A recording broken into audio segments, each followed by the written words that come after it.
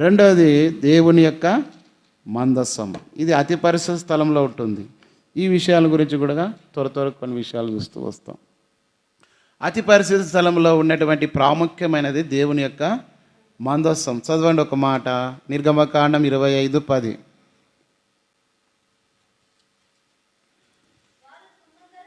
ఉమ్.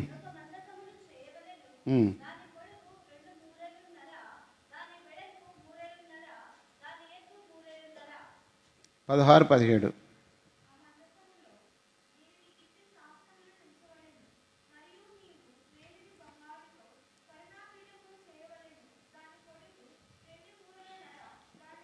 చాలమ్మ. 21-22. నేను నీకు ఇచ్చే శాసనంలో ఆ మందస్సంలో ఉంచవలను. అక్కడ నేను నిన్ను కలుసుకొని కరుణాపీఠం మీద నుండి శాసనములు గల మందస్సం మీద నుండి 2 కెరూబుల మధ్య నుండి నేను ఇశ్రాయేలు నిమిత్తం మీకు ఆజ్ఞాపి సమస్తం నీకు. కాబట్టి దేవుడు మాట్లాడే స్థలం మందస్సం. మందస్సములో 3 విషయాలు ఉంటాయి. ఎందుకు ఈ మందస్సాన్ని గురించి ప్రాముఖ్యత అంటే మనకు తెలుసు, దేవుడు మోషేకు మందస్సాన్ని ఇచ్చినప్పటి నుంచి ఆ యొక్క మందస్సములో మూడు విషయాలు అక్కడ ఉంటాయి. అది తర్వాత మీకు చెప్తూ వస్తాను. కాబట్టి ఈ మందస్సము దేవుని ప్రజలైన వారు యుద్ధానికి వెళ్ళినప్పుడు యాజకులు మరి బూరలు ఊదుతూ భుజాల మీద మోసుకొని వెళ్తున్నప్పుడు యెరికో మీదకి యుద్ధానికి వెళ్ళినప్పుడు ఏమైందంటే యెహోషువ గ్రంథం 3:3 ప్రకారము 6 ప్రకారము ఎప్పుడైతే వారు యుద్ధంలో పోగానే యెరికో మీద విజయం పొందుతూ వచ్చినారు, అంతేకాకుండా యోర్దాను నది అడ్డం వచ్చినప్పుడు ఏమైందంటే అది ఏకరాశిగా నిలబడుతూ వచ్చింది. అంటే మందస్సము దేవుని సన్నిధి. మనం ఎక్కడైనా సరే దేవుని సన్నిధి మనతో ఉండాలంటే దేవుని మందస్సం మనలో ఉండాలి, దేవుని సన్నిధి మనము కలిగి ఉండాలి. అదే మనం చూస్తూ వస్తాం. మోషే ప్రార్థన చేసినప్పుడు నీ సన్నిధి నాతో రాని ఎడల నేను, చూడండి ఆ మాట 30 నిర్గమకాండం 33 అనుకుంటాను, 33:14. అందుకు ఆయన నా సన్నిధి నీకు తోడుగా వచ్చు, నేను నీకు విశ్రాంతి కలగజేశాను అనగా మోషే నీ సన్నిధి రాని ఎడల ఇక్కడ నుండి మమ్మల్ని తోడుకొని. అంటే దేవుని సన్నిధి లేకపోతే ప్రజలకు క్షేమం లేదని మోషే ఎరిగినాడు. మనం కూడా ఎక్కడ వెళ్ళినప్పటికీ దేవుని సన్నిధిని కోరుకోవాలి. దేవుని సన్నిధి మనతో ఉంటే ఎంతో మేలు పొందుతూ వస్తాం. ఈ యొక్క మందస్సం ఎందుకు అంత ప్రాముఖ్యమైనదిగా ఉందంటే ఇందులో మన్నా గల పాత్ర 1, చిగురించిన అహరోను కర్ర, 3వది నిబంధన పలకలు అంటే ధర్మశాస్త్రం, అందులో 3 ఉంటాయి. నేను రాసుకున్న ప్రకారం ఎక్కువ అవుతుంది టైము, ఊరికే క్లుప్తంగా విషయాలను గుర్తు చేస్తూ మన్నా గల పాత్ర. ఆనాడు దేవుని ప్రజలైనటువంటి ఇశ్రాయేలును అరణ్యములో 40 సంవత్సరములను పోషించిన దేవుడు మన విశ్వాస జీవితంలో కూడా ఏం చేస్తూ వస్తాడంటే అది దేవదూతలకు ఇచ్చినటువంటి ఆహారంతో దేవుడు దేవుని ప్రజలను పోషిస్తూ వచ్చినాడు. ఒక మాట చదవండి ఇది దాని కొరకై.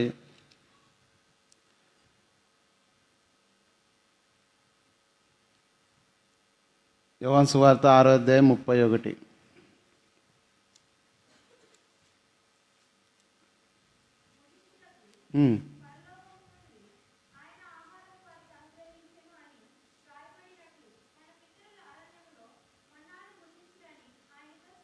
కాబట్టి ఈ మన్నా వారిని అరణ్యములో 40 సంవత్సరములు వారిని పోషిస్తూ వచ్చినాడు. మనం కూడా దేవుడు ఎన్నో సమయాల్లో మన అక్కర్లు ఏవైతే ఉన్న వాటి అన్నింటిలో క్రీస్తు యేసు మహిమలో మీ ప్రతి అవసరమును తీర్చుకోండి. ఏలియా ఉన్నాడు అక్కడ, దేవుని మాట ప్రకారం కేరీతు వాగు దగ్గర ఉంటే కాకుల చేత ఆహారాన్ని పంపిస్తూ వచ్చినాడు.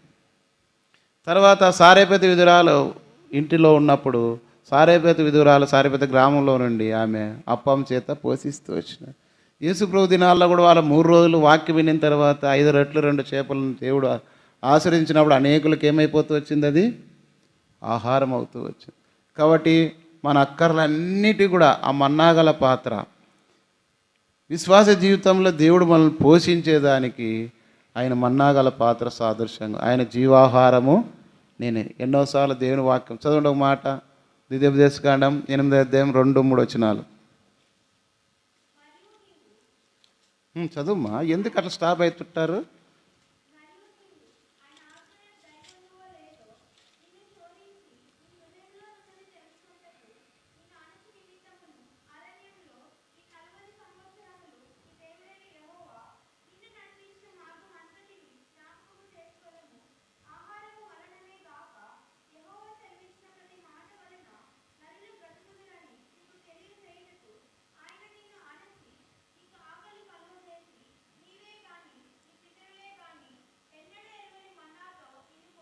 కాబట్టి 40 సంవత్సరాలు ఎట్లయితే వారిని పోషిస్తూ వచ్చినాడో, దేవుడు కూడా మన విశ్వాస జీవితంలో ఎన్నోసార్లు ఎన్నో అక్కర్లు ఉంటాయి, ఎన్నో సమస్యలు ఉన్నాయి, ఎన్నో పరిస్థితులు అన్నింటిలో కూడా దేవుడు మనల్ని ఏం చేస్తూ వస్తాడంటే పోషిస్తూ వచ్చినాడు. అందుకే ఆదికాండం 50:20 ప్రకారము ఐగుప్తులో వాళ్ళంతా సహోదరులందరితో కూడా చెప్పబడిన మాట ఏమంటే, యోసేపు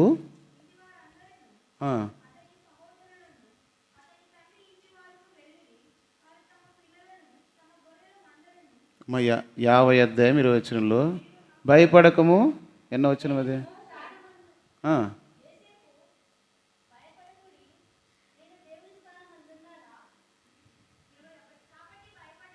భయపడకుడి.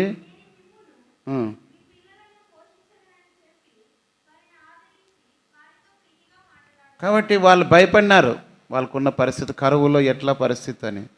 అయితే యోసేపు అన్నాడు, భయపడకుడి, నేను మిమ్మను మీ పిల్లలను పోషించదు. 115:12 చదువుతారు ఒక మాట, కీర్తనలు 115:12 వచ్చిన.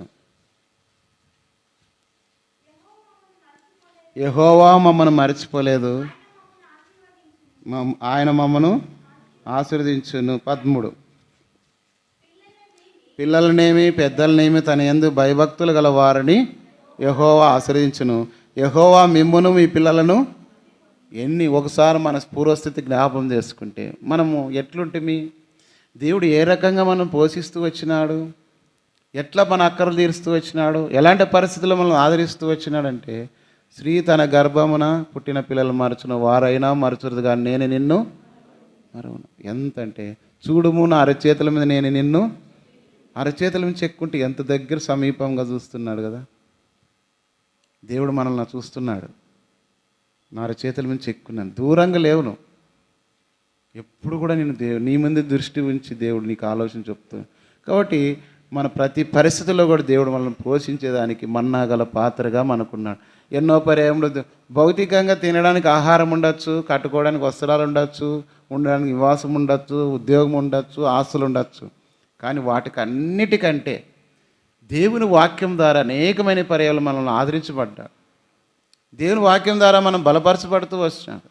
దేవుని వాక్యం ద్వారా మనం కృంగిపోయినప్పుడు దేవుని కుంగిన వారిని ఆయన లేవనెత్తుతూ వచ్చినాడు. అందుకే మనిషి రొట్టె వలన కాదు కానీ దేవుని నోటి నుండి వచ్చి ప్రతి మాట వలన జీవిస్తూ వస్తుంది. కాబట్టి దేవుని మాటలనే మనల్ని జీవిస్తూ వస్తుంది. లేదంటే ఎంతోమంది చెప్తారు సాక్ష్యం, చనిపోవాలనుకున్న వాళ్ళు కూడా తిరిగి దేవుడు బ్రతికిస్తూ వచ్చినాడు. ఖమ్మం తిమోతి అంకులు చెప్పేవాడు, చార్మినార్ ఎక్కి చనిపోవాలని ఎక్కినాడంట, కానీ దేవుని వాక్యం పట్టుకొని దింపింది. మరి సాధు సుందర్ సింగ్ గారు కూడా ఆ యొక్క రైలు కింద పడి చనిపోవాలనుకున్నాడు, ఎవరో వ్యక్తి త్రోసి వేసినప్పుడు దేవుడు మాట్లాడుతూ. అట్లా ఎంతోమంది సాక్ష్యాలు. ఇన్ని పరిస్థితుల్లో దేవుడు మనల్ని కూడా ఏం చేసి మన్నాగల పాత్రగా ఆనాడు 40 సంవత్సరాల వాళ్ళని ఎట్లా నడిపిస్తూ వచ్చినాడు. ఈ లోక యాత్ర అరణ్యములో మన అక్కర్లు, మన సమస్యలు, మన పిల్లలు, పోషణ అవసరాలు, అక్కర్లు అన్నిటి చేత దేవుడు ఏం చేస్తూ వచ్చినాడంటే పోషిస్తూ వచ్చినాడు. ఇది మన్నాగల పాత్ర, దేవుని మందస్సం. నీ హృదయంలో దేవుని వాక్యం ఉన్నప్పుడు, నీ ఇంటిలో దేవుని సన్నిధి ఉన్నప్పుడు దేవుడు నేను అన్ని విషయాల్లో నిన్ను, నీ కుటుంబాన్ని, పిల్లలను ఆశ్రదించి పోషించి వృద్ధి పొందించేవాడుగా ఉంటున్నాడు. ఇది మొదటిది. రెండవదిగా చిగురించిన అహరోను కర్ర. ఈ చిగురించిన అహరోను కర్ర దేనికి సాదృశ్యంగా ఉందంటే కాపరత్వము. సంఘానికి ఒక కాపరి ఏం చేస్తూ వస్తాడంటే, అందుకే దావీదు ఏమన్నాడంటే, యెహోవా నా కాపరి, నాకు లేమి కలగదు, పచ్చిక గల చోట్ల ఆయన నన్ను పరుండ చేయుచున్నాడు,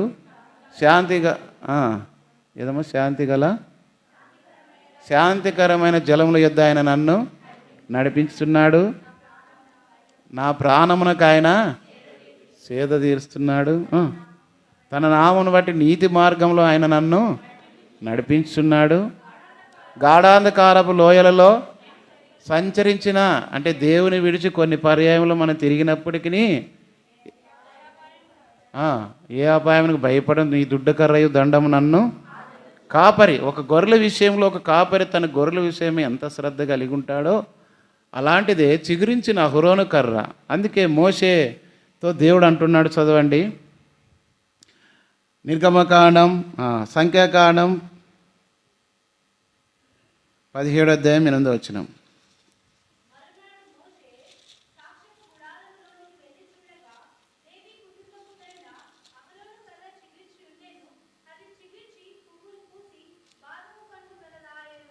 కాబట్టి ఇక్కడ దేవుని సంఘములో కాపరి ఎంతైనా అవసరం. ఒక కాపరి ఉన్నాడు అనుకోండి, ఆ కాపరి ఏం చేస్తాడంటే, ఎట్లయితే గొర్రెల విషయమై ఆ ఏజికల గ్రంథం 34లో చూసుకుంటే జబ్బు పడిన వాటిని విషయంలో, కుంటుచూ వచ్చిన విషయంలో, తర్వాత పోట్లాడుకునే వాటి విషయంలో అవన్నీ కాపరి ఏం చేస్తూ వస్తాడంటే వాటన్నిటిని చక్కబరుస్తూ వస్తాడు. మీరు ఏజికేలు 34 అధ్యాయం తర్వాత చదువుకోండి, మొదటి నుంచి 24 వచనాల వరకు చివరకు చదువుకోండి కాపర్ల గురించి. 27 అధ్యాయము, అందుకే 27 అధ్యాయం సంఖ్యాకాండము 15 వచనం చదవండి. 27:15. అప్పుడు మోషే యెహోవాతో ఇట్లనెను,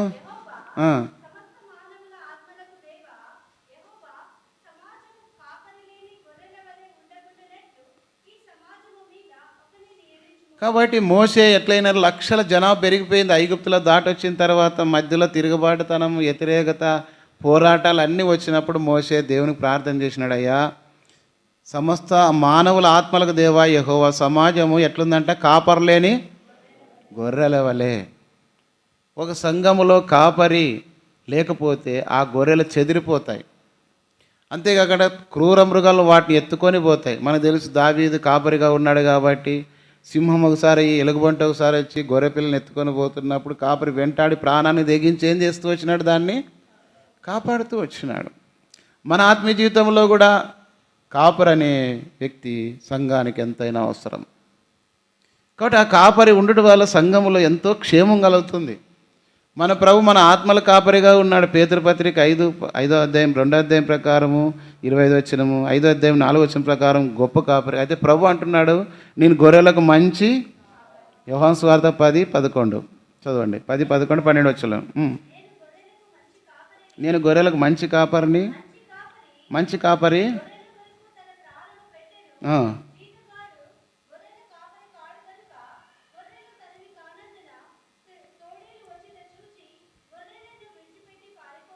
అంటే ఇక్కడ సందర్భం, ఒకవేళ గొర్రెల కాపరి ఉన్నాడు, సొంత గొర్రెలు మేపేవాడు ఎట్లుంటాడంటే దానికి ఏదైనా క్రూరముఖం వచ్చినా, అపాయం వచ్చినా బాధ్యత ఉంటుంది అతనికి.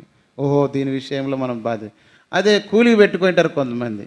వాళ్ళు ఏం చేస్తారంటే ఒకవేళ ఉంటే వస్తుంది, లేకపోతే ఏదన్నా ఒకటి ఏదైనా అనుకో, ఒకవేళ అతనికి పులి వచ్చింది అనుకో, ఏం చేస్తాడు దాని కొరకు, పారిపోతాడు.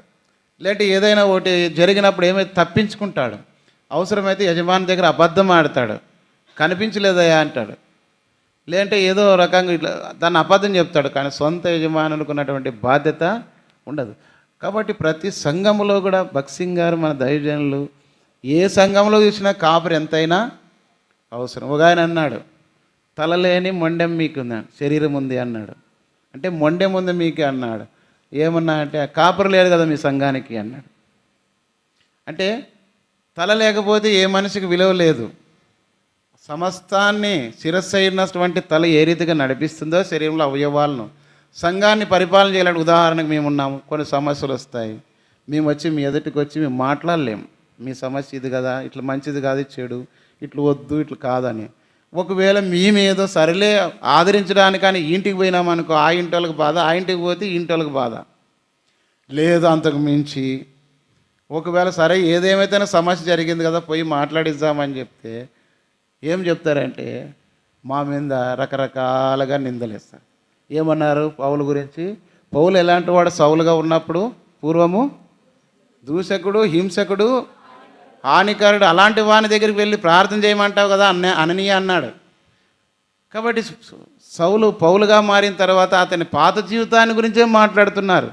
కొన్నిసార్లు సంఘాలు ఏం మాట్లాడతారంటే ఒక వ్యక్తి బలహీనతలు, పొరపాట్ల గురించే మాట్లాడతారు. రైట్, నేను మంచోని కాదు, మరి వాక్య పరిచర్య ఎవరు చేయాల?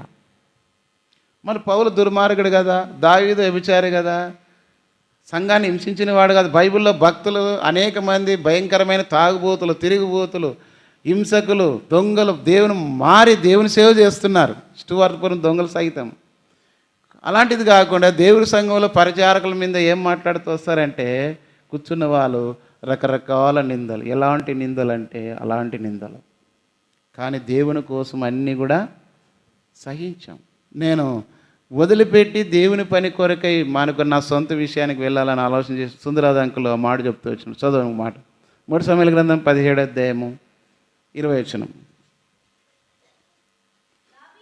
దావీదు ఉదయం లేచి ఒక కాపరికి గొర్రెలను అప్పగించి చాలమ్మా. ఈ మాట 2009లో నేను వెళ్ళిన తర్వాత ఆయన రమ్మన్నాడు. రావయ్యా ఎక్కడ పోయినావు అంటే, లేదు అంకుల్ అంటే, లేదు నువ్వు రావు చెప్తానన్నాడు. పోయి మాట్లాడిన తర్వాత ఆయన చెప్తూ వచ్చినాడు, అయ్యా కాపరు లేని గొర్రెలు చెదిరిపోతున్నాయి, దేవుడు సహాయం చేస్తాడు, మీకు సంఘానికి కాపరిని నియమించే వరకు మీరు దయచేసి నువ్వు ఎక్కడ వెళ్ళుకోకుండా సంఘాన్ని కాయమని చెప్తూ వచ్చి మార్టిన్ అన్న కూడా అదే మాటే చెప్తూ వచ్చినాడు. దేవుడు సహాయం చేస్తాడు డానీ, సంఘం ముఖ్యం కదా ప్రజలు. ఎందుకంటే అప్పటికే ఫోన్లు చేసినారు, పరిస్థితులు అన్ని రకాలుగా ఇక్కడ ఉన్న చెదిరిపోయేది పరిస్థితులు, అభ్యంతరాలు అవన్నీ కూడా ఉన్నాయి. కాబట్టి సరే దేవుని సేవకుడు దేవుని వాక్యము మనతో మాట్లాడటం బట్టి చెప్పిందని అవిదే చూపకూడదని చెప్పేసి లోబడుతూ వచ్చింది. అప్పుడే ఆయన వచ్చి నిర్ణయం తీసుకొని వచ్చి సంఘానికి మీకు ఒక కాపురం పెడతామని వచ్చి మాట్లాడింది. సంఘ పెద్దలు సేవకుడు వచ్చి సంఘములో. కానీ అక్కడ ఆ దినాలలో జరిగిన పొరపాటును బట్టి పెట్టలేకపోయారు. కారణం ఏమంటే రహస్యమైన కుట్రలు కుతంత్రాలు దేవుని పనిని పాడు చేసినాయి. దాని ఫలితం ఇప్పుడు అనుభవిస్తున్నాం. ఎందుకే దేవుని పిల్లల ఇంట్లో నేను నెమ్మదిగా సంతోషంగా దైవికమైన విధానాలు నేను నా కుటుంబం నేను నా ఇంటి వారిని యెహోవాను సేవించడం వాక్యం తగిలించుకున్నారేమో కానీ ఏ ఇంటిలో కూడా దైవికమైన విధానం కనబడట్లేదు. కారణం ఏమి తెలుసా? దేవునికి స్థానం లేదు, దైవికమైన వాక్యానికి స్థానం లేకపోవడం బట్టి ఈ నష్టం. ఇశ్రాయేలు ప్రజలు దేవుని వైపు తమ ముఖములు తిప్పుకునే వరకు తిరిగే వరకు బానిసత్వంలోనే నలిగిపోయినారు. తిరిగి ఐగుప్తులను వాళ్ళు బయటకు వచ్చిన తర్వాతే విడుదల పొందినారు. కాబట్టి ఈ విషయంలో మనము అందుకని ప్రార్థన చేయండి అని మనం ఎందుకు చెప్తూ వచ్చినామంటే, దైవ సేవకుడు కుటుంబంగా ఉంటే స్త్రీల మధ్యలో చేస్తున్నాం. మేము లోకాలుగా ఉన్న వాళ్ళు మా బలహీనతలు పొరపాట్లు ఉంటాయి, అవన్నీ వాక్యం చెప్పినాడు పని చేయవు. అందుకే దేవునికి నరులకు మధ్యవర్తి ఆయనే క్రీస్తు యేసును. దేవుడే ఈ లోకానికి నరుడుగా వచ్చి మధ్యవర్తిగా మన కోసం పని చేసినప్పుడు మనకు కూడా ఒక మధ్యవర్తి అవసరం. మేమున్నాము అన్న, మీరు వెళ్ళి దర్శించి ప్రార్థన చేసి అప్పుడప్పుడు ఆయా సమయంలో నేను చెప్తానంటే వచ్చిన తర్వాత అన్న దయచేసి వాళ్ళ ఇంటికి వెళ్ళి ప్రార్థన చేసి రండి, ఎవరికైనా రోగం వచ్చింది హాస్పిటల్లో ఉన్నారు వెళ్ళి ప్రార్థన చేస్తూ తోడుగా వెళ్తాం. ఒక ఇంటికి పోతాం, వాళ్ళ బాధలు కష్టాలు ఎన్నో ఉంటాయి. 2-3 ఇంట్లోకి పోయినాడు వాళ్ళు ఏడ్చినారు ఇంట్లో పరిస్థితులను బట్టి. కానీ కొన్నిసార్లు మా ఎదుట చెప్తే వీళ్ళు ఏరే రకంగా అనుకుంటారని చెప్పలేక కూడా పోవచ్చు. కొన్ని కుటుంబ వ్యవహారాలు చెప్పలేకపోవచ్చు. ఎంత ఇబ్బంది పడుతుంటాం, మదన పడుతుంటాం. చెదిరిపోతుంటే ప్రజలు చెదిరిపోతుంటే దేవుని సంఘానికి దూరం అవుతుంటే దైవికమైన భక్తి దేవుని సంఘంలో కనబడలేకపోతే ఇన్ని సంవత్సరాలుగా ప్రయాసపడిన దానికి ఫలితమేమి? నిష్ఫలం. ఆ అంజూరపు చెట్టు చూసినప్పుడు ఆ ప్రభు ఆకలిని తీర్చలేకపోయింది. ప్రభు అందుకే దాన్ని శపించేసినాడు. దేవునికి స్థానం ఇకపోతే నాకు వేరుగా ఉండి మీరు ఏమి కూడా దేవునికి దేవుని సన్నిధికి దైవ క్రమానికి లోబడకపోతే ఎవ్వరు క్షేమం పొందం.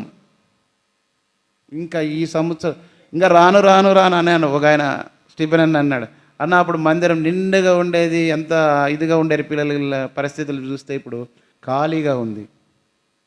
బాధ అవుతుందని మేమైతే మానకు ప్రార్థన చేస్తున్నాం.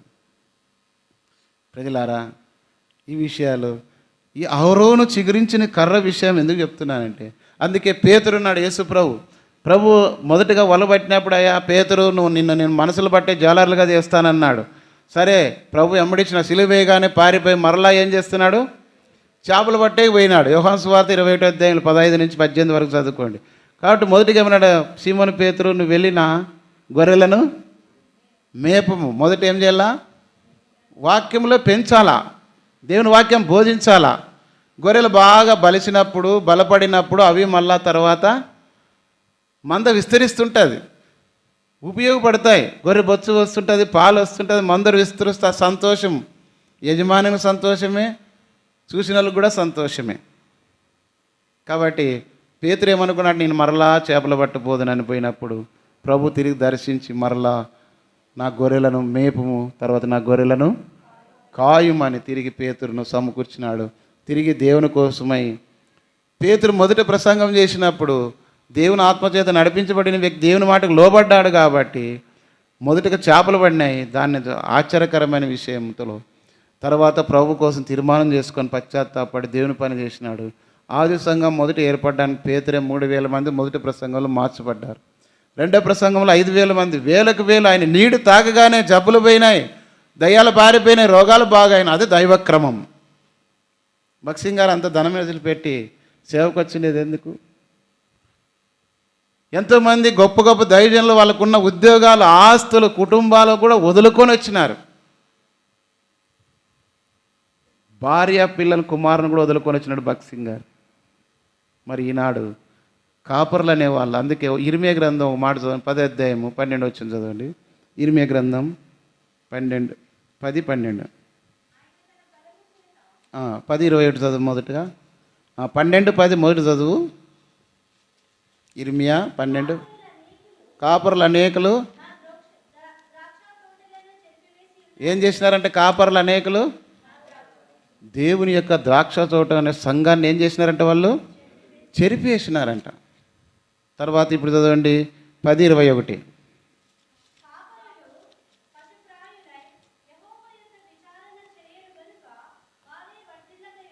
కాబట్టి ఇక్కడ మనం మొదటి చూసుకొని 12, 10, 11లో చూస్తే ఏం రాయబడుతూ వచ్చిందంటే, చదవండి 12వ అధ్యాయం 10వ వచనంలో, కాపురులు అనేకులు ద్రాక్ష తోటలు చెరిపివేసి ఉన్నారు, నా సొత్తును త్రొక్కివేసి ఉన్నారు, నాకు ఇష్టమైన పొలమును పాడుగాను ఎడారిగాను చేసినారు. వారు దాన్ని పాడు చేయగాదు, పాడై నన్ను చూసి బాగా పంట పండేదాన్ని పశువులన్నీ తోలినామనుకో ఏమైపోతుంది? మన చేను ఇత్తినాము, చేనులో శనక్కాయలు మేము గొర్రెలు, మేకలు, పశువులు, ఆవులు, ఎనుములు తోలినారనుకో ఏమైపోతుంది పొలము?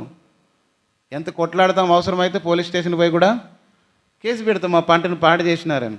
మరి దేవుని సంఘాన్ని కూడా పాడు చేస్తే ఎవరు లెక్క తీసుకుంటారు? జాగ్రత్త సుమా. దేవుని సంఘంలో నష్టం చేసేవాళ్ళు కానీ, పాడు చేయడానికి ప్రయత్నించేవాళ్ళు కానీ ఒక దినం వస్తుంది, దేవుడు వాళ్ళని ఏలీ కుటుంబమును ఎట్లయితే తొలగించినాడు. అందుకే దేవునికి విరోధంగా నడుచుకోకూడదు. అందుకే నయోమి అనుకోయింది, తను బాగా సంపాదించుకొని మోయాబులో బాగా బతకాలి, తాను తన పిల్లలు కుటుంబం అనుకోయింది. కానీ అందరం పోగొట్టుకొని విధురాలు అయింది. సర్వశక్తుడు నాకు దుఃఖము విరోధి అయినాడని దేవుని మీద నేరం మోపుతుంది. మనం కూడా అనేక సార్లు యెహోవాను విడిచి వేరొకరిని ఆశ్రయించే వారికి శ్రమలు విస్తరించున్నాం. కాబట్టి ఈనాడు మనం పొందే శ్రమలకు, కష్టాలకు, బాధలకు కారణం ఏమంటే కాపర్ లేకపోవడం. కాపర్ లేకపోతే పులి వస్తుంది ఒకటి ఎత్తుకొని పోతుంది, తోడేలు వస్తుంది ఒకటి ఎత్తుకొని పోతుంది, ఎలుగుబంటి వస్తుంది ఒకటి ఎత్తుకొని పోతుంది, దొంగలు వస్తారు దోచుకొని పోతారు, మందంతా చెదిరిపోతుంది. కాపరి అవసరం. కాబట్టి ఈనాడు దేవుని ప్రజలుగా మనం ప్రాముఖ్యమైన వంటి వాటి చేయాల్సింది కాపరి. అంటారు చాలామంది, ఇంతమంది ఉన్నారు కదా, దేవుని సేవకును పోషించుకునేటువంటి సంఘంగా ఎదిగింది కదా, మీరు ఎందుకు కాపరిని పెట్టుకోలేకపోతున్నారు? కాపరి గురించి ప్రార్థన చేస్తున్నారు, కానీ కాపరిగా ఎలా చేయాలని ఎవరికైనా బాధ్యత అంటే నాకేం వచ్చింది, నన్నేమనుకుంటారేమో, మాకెందుకు వచ్చింది లేని అందరూ ఏమంటున్నారంటే బెల్లం కొట్టిన రాయల్లాగా తప్పించుకొని పోతున్నారు. కొన్ని విషయాలు కఠినంగానూ ఉన్న విషయాలను బట్టి ఏమన్నంటే మళ్ళీ పెద్ద మాకు ఒక దండ శాలువ కప్తారు, మీరు పెద్దోళ్ళు కదన్నా, మమ్మల్ని అడిగి అన్నీ చేసుకుంటారా, సంసారం చేసిరా, పిల్లలు కంటిరా, పిల్లలు ఆస్తులు సంపాదించరా, ఏర్పాట్లు చేసిరా, దాంట్లో లేదు, దీనికి మాత్రం మీరు పెద్దోళ్ళు కదన్నా అంట. మీకు కూడా విచక్షణ జ్ఞానం ఇచ్చింది కదా, పిల్లప్పుడు బట్టలు లేకుండా తిరుగుతావు, పెద్ద అయినాక అట్లా తిరుగుతావా? సిగ్గు లేదంటారు. నేర్చుకున్నావు, దైవక్రమం తెలుసు కదా. ఎవడైనాను దేవుని సంఘమును పాడు చేసే దేవుడు వాణిని, కాబట్టి పాడు చేసే గుంపులో మనం ఉండకూడదు, పాడు చేసే క్రియలు మనలో సాగకూడదు. ఇది అహరోను చిగురించిన కర్ర దేవుని సంఘములో కాపురత్వాన్ని సూచిస్తుంది. చూడండి ఎఫెసీ పత్రిక 4:13. ఎఫెసీ పత్రిక 4:13. పరిశుద్ధులు అంటే దేవుని ప్రజల విశ్వాసులు సంపూర్ణగునట్లు క్రీస్తు శరీరం అనే సంఘము క్షేమాభివృద్ధి చెందుటకును పరిచర్య ధర్మం జరుగుటకును ఆయన కొందరిని అపోస్తలుగాను, కొందరు ప్రవక్తలుగాను, కొందరు సువార్థికులుగాను, కొందరు కాపర్లుగాను. కాబట్టి దేవుని ఇంట్లో వీళ్ళందరినీ ఉంటారు. కాబట్టి నాకు 2 గంటలు అవుతుంది నేను నా మీటింగ్. ఎందుకంటే ఒక అర్ధగంట పాటలు పాడాలా, 1:30 బైబిల్ స్టడీ చేసుకుంటే దాదాపు ఎక్కువ. ఎందుకంటే 2 విషయాలు క్రోడీకరించి చెప్తున్నాను కాబట్టి టైం ఎక్కువైంది. మీకు ఓపిక ఉందో లేదో, అర్థమవుతుందో లేదో, కానీ నేను అది చెప్పాల్సింది చెప్పాలా. దేవుడు ప్రభు ఏం చెప్తూ వచ్చినాడంటే, నీ ఆహారం నీళ్ళ మీద వేయము చాలా దినం, ఒక దినం గ్రహింపులోనికి ఎవరు ఒకరు ఇద్దరన్నా గ్రహింపులోకి వచ్చినా అర్థం చేసుకోగలిగి ఉన్నట్టు అదే దేవుడు కార్యం జరిగిస్తూ వస్తుంది. కాబట్టి ఇక్కడ చూస్తే సంఘములు ఇలాంటి వారు ఉండాలి. పాటలు పాడేవాళ్ళు లేరు, వాక్యం బోధించేవాళ్ళు లేరు, తర్వాత వాయిద్యాలు వాయించేవాళ్ళు తక్కువ, ఒకరుంటే ఒకరు లేదు. దేవుని పని సువార్త చేద్దామంటే సువార్త చెప్పేవాళ్ళు లేరు. ఎన్ని సంవత్సరాలుగా ఇట్లుంటాం? ఏమి ప్రయోజనం? పెళ్ళి అయిన తర్వాత పిల్లలు కాకుండా 20 ఏళ్ళు ఉంటే ఒప్పుకుంటారా? పెళ్ళి అయిన తర్వాత 20 ఏళ్ళు అయినా పిల్లలు కాలేదంటుకో ఒప్పుకుంటారా? 4-5 ఏళ్ళ నుంచి కొట్లాడుకుంటుంటారు. ఇంకా పిల్లలు కాలేదు, ఇంట్లో వాళ్ళు ఏమంటారు, ఇంకోదాన్ని చేసుకో అంటారు. లేకపోతే ఇడిచిపెడతానని ఈడంటాడు. ఎవరో ముత్తమరాలు అయితే లేకపోతే నువ్వు ఇంకోదాన్ని చేసుకో అంటుంది. ఆ శారం అదే చేసింది. నాకు పిల్లలు లేరు కాబట్టి ఆగారం పంపించింది అబ్రాహాంకి. అట్లా ఉత్తమరాలు కూడా ఉన్నారని తెలియదు, వాక్యం అయితే ఒప్పుకోదు. కాబట్టి ప్రియులారా, దేవుని సంఘంలో దైవక్రమానికి లోబడితేనే సంఘంలో క్షేమం. సంఘంలో క్షేమం అంటే ఏదో ఇదంతా బాగుంటుందని కాదు అర్థం. ఆ సంఘంలో ఉండేది కుటుంబాలు మనము మేలు పొందాలంటే, క్షేమం పొందాలంటే ఇంట్లో భోజనం వండుకుంటే ఒకరే తింటారా, వండిన ఒకటి తింటారా, అందరు తింటారా?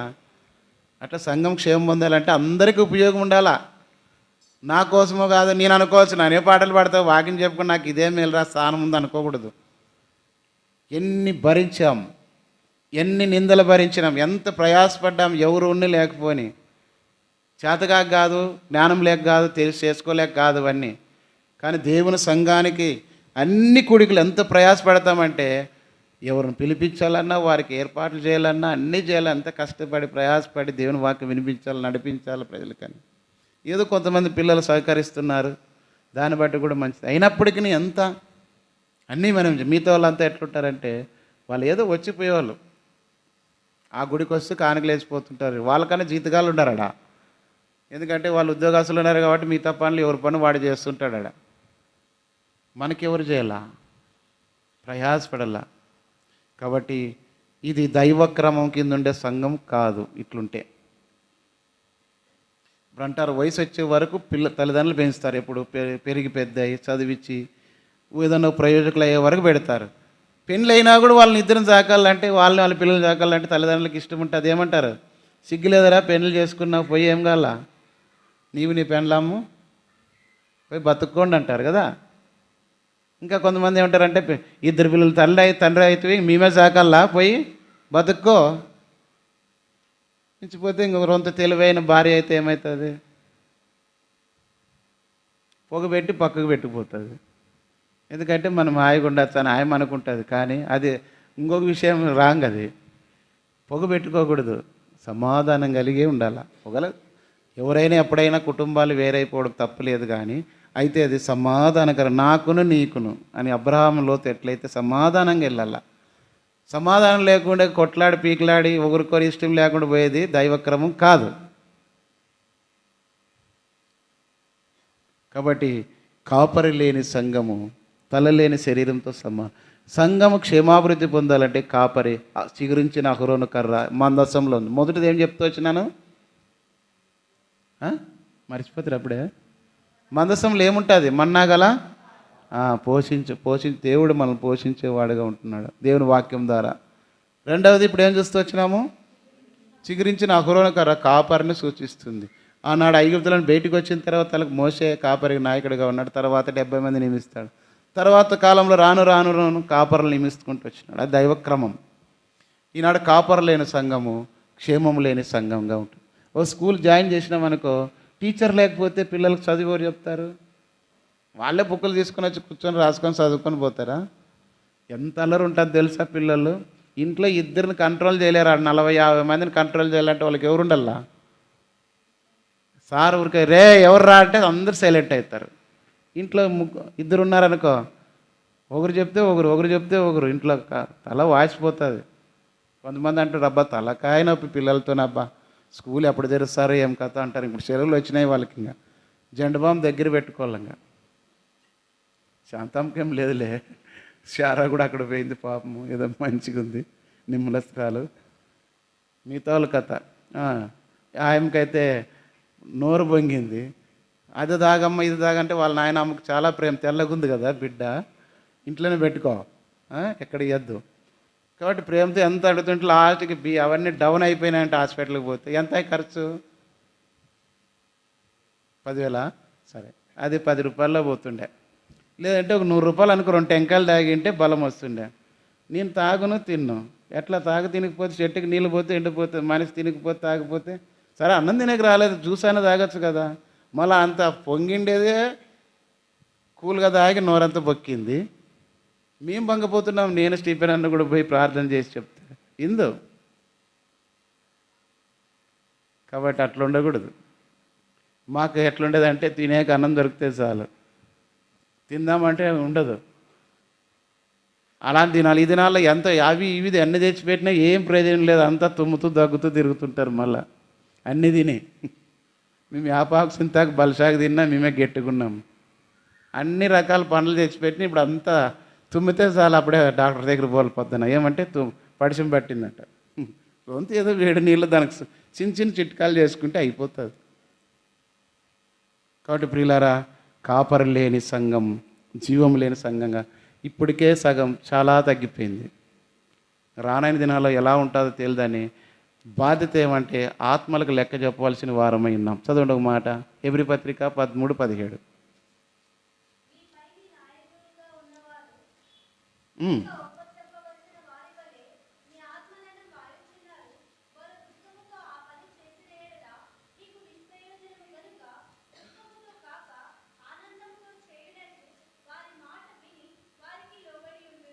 కాబట్టి దుఃఖంతో కాదు, సంఘమును దేవునికి లెక్క చెప్పాలనే ఉద్దేశంతోనే ఇన్ని పోరాటాలు, బాధ్యతలు. నా వరకు నాకుంటాయి, ఆయన వరకు ఆయన పెద్ద కుటుంబము, పిల్లలు, కుటుంబము, జీవితము, సమస్యలు అన్నీ ఆయన వరకు ఆయన ఉంటాయి. మిగతా వాళ్ళు మాత్రం బరువు బాధ్యత లేదు. వాళ్ళు తప్పించుకొని తిరుగువాడు ధన్యుడు సుమతి అని సుమతి శతకంలో ఉందో లేదో తెలియదు, కానీ అట్లా తయారైపోయినారు. ఎవరు చేయాలి? అందుకోసమే కాపురు ఉంటే ఆయన పని ఆయన చేస్తాడు. ఒకరికి మాకు ఫలానా పరిచర్య అన్న వాక్యం చెప్పానంటే చెప్తాం, పాటలు పాడండి పాడతాం. మిగతాది వాళ్ళిద్దరు చేసుకుంటారు, ప్రార్థన చేస్తారు. మీరు కూడా ఇంటికి పిలుచుకుంటారు, ప్రార్థన చేస్తారు. వాళ్ళు వస్తారు. సేవకుడు వస్తున్నాడు, ఇంట్లో వచ్చినప్పుడు అన్న వాక్యం, మేము ఆ సందర్భాలను బట్టి కొన్నిసార్లు ఇంటికి వెళ్ళి సువార్త వాక్యం చెప్పిస్తాం. ఉదాహరణకి మన లక్ష్మీని కాపురం చేసినారు. మామూలు మేము ఎన్నిసార్లు పోయినా మేము ఇంట్లోకి పోతే ఉండడు. ఒకసారి పోతే మా రకరకాల అన్నీ చెప్పినాడు. సరేలే అన్న అవన్నీ ఎందుకని చెప్పేసి చెప్తాం. మొన్న వచ్చింది ఒకనొక ప్రభు ఎట్లయినా ఆయన సువార్త ప్రకటించారు, సాయం చేయం, ప్రారంభం చేసుకుంటూ వచ్చినాం. కొంతమందికి లోబడతాట్లు చేయనుకుంటే దేవుడు అట్లే తీసుకొచ్చినాడు కొంతమందికి. ఏమంట అంటారు కదా లోకంలో సామెత, ఫలానా టైంలో కొడితే ఎవరైనా కూడా సరిపోతుంది, మామూలు టైంలో కొడితే బాగుండదని. కాబట్టి దేవుని సంఘం కాపరి, అహరోను చిగురించిన కర్ర దేవుని మందసం, దేవుని ఇంట్లో ఉండాలి. మూడవది క్లుప్తంగా చూస్తూ వస్తాం. మూడవది ఏముందంటే నిబంధన పలకలు. హెబ్రీ పత్రిక 9వ అధ్యాయంలో మీరు నిబంధన పలకలు ఏమంటే మోషేకు కొండపైన దేవుడు ధర్మశాస్త్రం ఇచ్చినాడు. దాంట్లో ప్రాముఖ్యమైన 10 ఆజ్ఞలు. ఆ నిబంధన పలకలు దేవుడు మోషేకి ఇచ్చిన తర్వాత ఆ మందసంలో వాటిని ఉంచుతూ వచ్చినాడు. ఒక మాట చదవండి మీకు అది. నిబంధన మందసంలో ఆ పలకలు ఉంచవలను.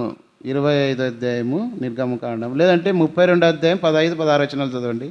32, 15, 16 వచనం. మోషే శాసనములు గల 2 పలకలను చేత పట్టుకొని కొండ దిగి వచ్చాను. ఆ పలకలు ఇరు ప్రక్కల రాయబడి ఉన్నవి.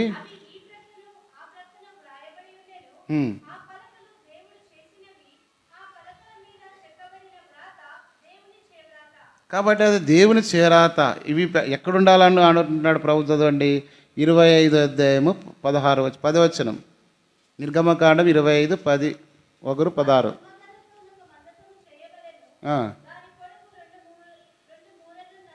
పదైదు చదువుమ్మా.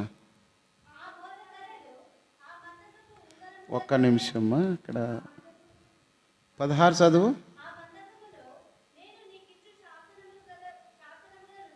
కాబట్టి ఆ మందసంలో ఏముండాలా? దేవుడిచ్చిన 2 శాసనాలు అక్కడ ఉంచాలి. దేవుని యొక్క జీవ గ్రంథం. ఇది మనకి ఏం తెలియపరుస్తుందంటే దేవుని యొక్క ధర్మశాస్త్రం. ఎందుకంటే దేవుని యొక్క ధర్మశాస్త్రం ఆ వాక్యమే దేవుడైన యోహాను సువార్త 1 అధ్యాయం 1 ప్రకారం ఆది అందు వాక్యం ఉండెను, వాక్యము దేవుని యొద్ద ఉండెను, వాక్యమే దేవుడై. ఆ వాక్యం మనలో ఉండాలా. ఎప్పుడైతే దేవుని వాక్యం మనలో ఉంటుందో మనకు క్షేమం కలుగుతూ వస్తుంది. ఈ వాక్యం విషయమై త్వర కొన్ని మాటలు చెప్తూ వస్తాను. క్రీస్తు వాక్యం కొలస్సీ 3:16 ప్రకారం క్రీస్తు వాక్యం మనలో నివసిస్తుండాలి. అంటే ప్రతిదినం దేవుని వాక్యం చదవాలి. ఉదయం సాయంత్రం, ఉదయం పాత నిబంధన, సాయంత్రము కొత్త నిబంధన దేవుని వాక్యం చదవాలి. 2 జీవవాక్యం ఫిలిప్పీ 2:16 ఆ వాక్యం చదువుట ద్వారా మనకు జీవం కలుగుతూ వస్తుంది. 3 విశ్వాస వాక్యం, ఈ దేవుని వాక్యం విన్నప్పుడు మనలో విశ్వాసం కలుగుతూ వస్తుంది. రోమిలు రాసిన పత్రిక 10 అధ్యాయం 8 4 సమాధాన వాక్యం 2 కొరింథీ 5:19 ప్రకారము దేవుని వాక్యం విన్నప్పుడు మన హృదయంలో సమాధానం కలుగుతూ వస్తుంది. 5 శక్తి కలిగిన వాక్యం యాకోబు పత్రిక 1:21 ప్రకారము శక్తి కలిగినటువంటి దేవుని వాక్యం మనలో ఉండాలి. అదే మనలో ఎప్పుడైతే ఉంటుందో ఆ వాక్యం వారిలో ఏం చేస్తుందంట? కార్యసిద్ధి కలుగజేస్తుంది. ఆ కార్యసిద్ధి ఏమి కలుగజేస్తుంది అంటే ఇప్పుడు మళ్ళీ కొన్ని విషయాలు చూసుకోండి. 1 119 కీర్తన 11 ప్రకారము నీ ఎదుట నేను పాపము చేయకూడనట్లు నీ వాక్యం నా హృదయంలో, మొదటిది పాపం చేయకుండా చేస్తుంది. 2వది 119:50 ప్రకారం నీ వాక్యమే నన్ను బ్రతికిస్తుంది. దేవుని వాక్యం అనేకమైన పరిమళలు మనల్ని ఏం చేస్తుందంటే బ్రతికిస్తుంది. మరలా దేవునింటికి, మరలా దేవుని పని చేసేకి, మరలా దైవికంగా నిలబడడానికి దేవుడు ఆ వాక్యాన్ని మనకు బ్రతికిస్తుంది. అదే వచనంలో దేవుని వాక్యం మళ్ళీ ఏం రాయబడిందంటే ఆదరిస్తుంది. ఏం చేస్తుంది? ఆదరిస్తుంది. అదే 119, 105 ప్రకారము నీ వాక్యము నా పాదములకు దీపము, నా త్రోవకు వెలుగై ఉన్నది. మన మార్గాలన్నిట్లో ఎట్లా పడితే అట్లా జీవితం జీవించుకుంటూ వెలుగు నీ మీద దృష్టి ఉంచేదని, నీకు ఆలోచన చెప్పేదని, నువ్వు నడవలసిన మార్గం నేను నీకు బోధిస్తాడు.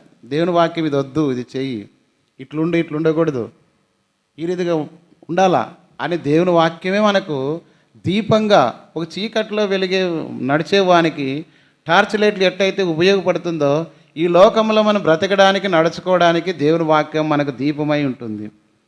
119, 105 ప్రకారం. తర్వాత తెలివి లేని వారికి తెలివి కలిగిస్తుంది. 130 119లోనే ఇవన్నీ. 130 ప్రకారము తెలివి లేని వారికి తెలివి కలిగి, యెహోవా యందు భయభక్తులు కలిగి ఉండుట జ్ఞానమునకు మూలం.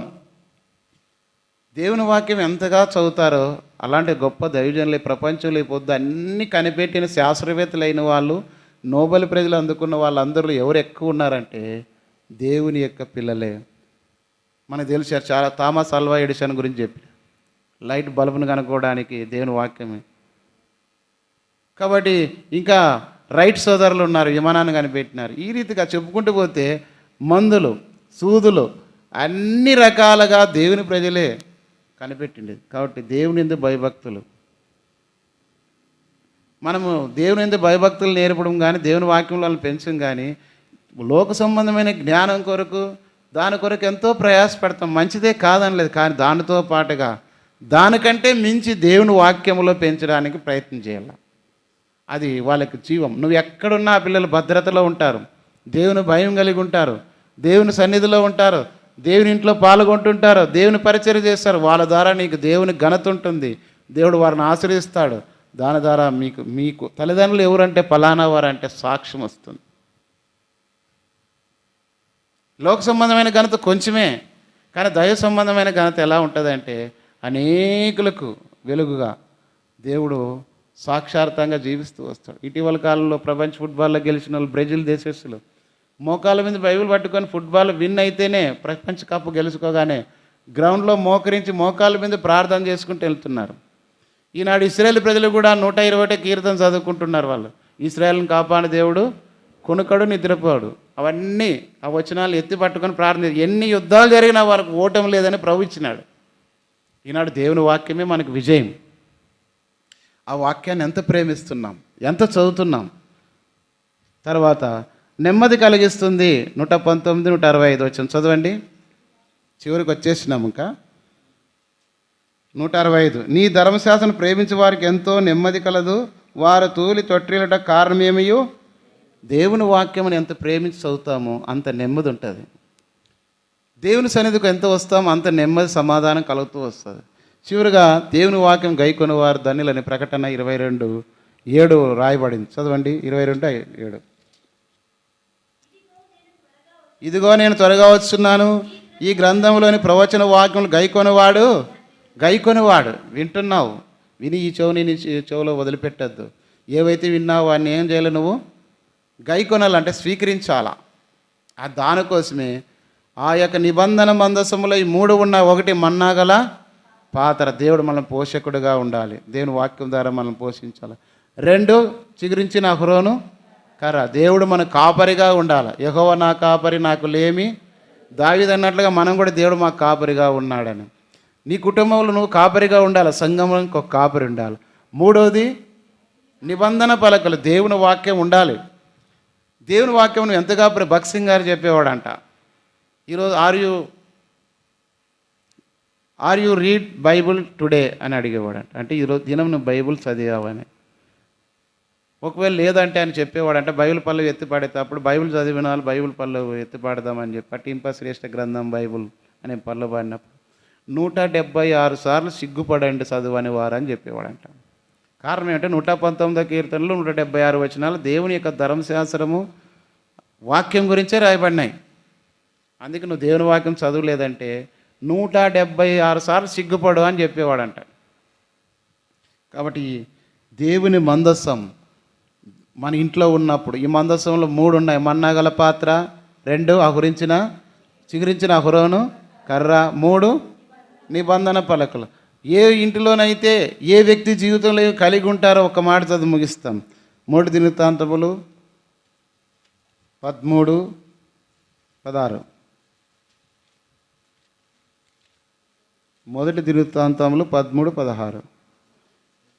దేవుని మందసము ఒబేదెదోము ఇంటిలో అతని కుటుంబమునొద్ద 3 నెలలు ఉండగా యెహోవా ఒబేదెదోము ఇంటి వారిని అతని సొత్తంతటిని ఆశ్రయిస్తూ వచ్చినాడు. ఒబేదెదోము అనేవాడు ఏశావు సంబంధించిన, అంటే ఏశావు సంతకు సంబంధించిన వాడు, ఎదోమీయుడు, అన్యుడు, దేవుని ఎరగని వాడు. అయితే అతని ఇంట్లో దేవుని మందసం ఉంటే ఆ దేవుని మందసం భయభక్తులు కలిగి తను చూసుకుంటున్నాడు కాబట్టి ఆ ఇల్లు అంతా ఏమైందంట, దేవుడు అతనికి కలిగిన సొత్తంతటిని దేవుడు, ఈ మందసం అనుభవం నీ జీవితంలో ఉన్నప్పుడు, నీ కుటుంబంలో కలిగి ఉన్నప్పుడు నువ్వు ఆశీర్వదించబడుతూ వస్తావు. యెహోవా తమకు దేవుడుగా గల జనులు ధన్యులు. ఎప్పుడు ధన్యుడు అంటే నువ్వు ఆశ్రయించబడిన వ్యక్తి. దేవుని మందసం అనేది నీ ఇంటిలో ఉండాలి, దేవుని సన్నిధి నీ ఇంటిలో ఉండాలి, దేవుని వాక్యం నీలో ఉండాలి. అప్పుడు నువ్వు ధన్యుడుగా ధన్యురాలుగా మార్చబడతావు. స్త్రీలలో నువ్వు ఆశ్రయించబడిన దానవాని నిన్ను గురించి సాక్ష్యం ఇస్తారు. యెహోవా యందు భయభక్తులు కలిగిన వారిలో ఈయన మరి అబ్రాహామును గురించి, ఇస్సాకును గురించి యెహోవా నీకు తోడై ఉండుట చూచితిమి అని చెప్పినట్లుగా భూలోకంలోని వంశంలన్నీ నీ మూలంగా ఆశ్రయించబడినట్లుగా నువ్వు అనేకులకు ఆశీర్వాదకరం నీకుంటావు, నీ ఇంటి వారికి ఉంటావు, నీ ఇరుగు పొరుగు వారికి ఉంటావు, సంఘానికి ఉంటావు, ఆ గ్రామానికే నువ్వు ఉంటావు. అది యెహోవా ఆశీర్వాదము ఐశ్వర్యం ఇచ్చు. నరుల కష్టం చేత ఎక్కువ దేవుని ఆశీర్వాదంలోకి నువ్వు ఎంత కష్టపడినా అంటారు కదా, చినిగిపోయిన సంచిలోకి వేసినట్లే మిగులుతుంది. అది పసురు గొంగలు చీడుపురులు తినేస్తుంటాయి, వ్యాధులు వస్తాయి, బాధలు వస్తాయి, అప్పులు వస్తాయి, సమస్యలు వస్తాయి, నీకు ఎంత వచ్చినా మిగులుదు. కానీ యెహోవా ఆశీర్వాదం దేవుడు ఇచ్చింది కొంచెమైనా నీకు అది ఆశీర్వాదకరంగా ఉండాలంటే దేవుని మందస్సం నీ ఇంటిలో ఉందా లేకుంటే తీర్మానం చేసుకో. ఇది ప్రత్యక్ష గుడారంలో ఉన్నటువంటి నా మందిరం మీ మధ్య ఉంచేదనండి. దేవుని మందిరం మన మధ్యలో ఉందంటే దేవుడే మన మధ్యలో ఉన్నప్పుడు ఈ సంగతులు, ఈ యొక్క 6 ఉపకరణాల ద్వారా మన జీవితంలో మన కుటుంబంలో దేవుడు ఉంచినట్లుగా మనం ఈ రాత్రి తీర్మానం చేసుకొని అనుభవంలో దేవుడు మనం సిద్ధపరచినట్లుగా ప్రభు సహాయం చేయనుగాక. మోకాళ్ళ మీదకి రండి, ప్రార్థన చేస్తూ వస్తాం. దేవుని మహిమా మందిరం, దేవుని మహిమా మందిరం, యాజకుల ఆరాధనాలయం, యాజకుల ఆరాధనాలయం, దేవుని మహిమా మందిరం, దేవుని మహిమా మందిరం. కాబట్టి దేవుని వాక్య వెలుగులో ఈ దినం తీర్మానం చేసుకో. ధూపవేదిక నీ కుటుంబంలో, నీ జీవితంలో ఉందా? ప్రార్థన జీవితం కలిగి ఉన్నట్లయితే దేవుడు దాన్ని ఇంపైన సువాసన ఆగ్రహించి నిన్ను ఆశ్రయిస్తూ వస్తాడు.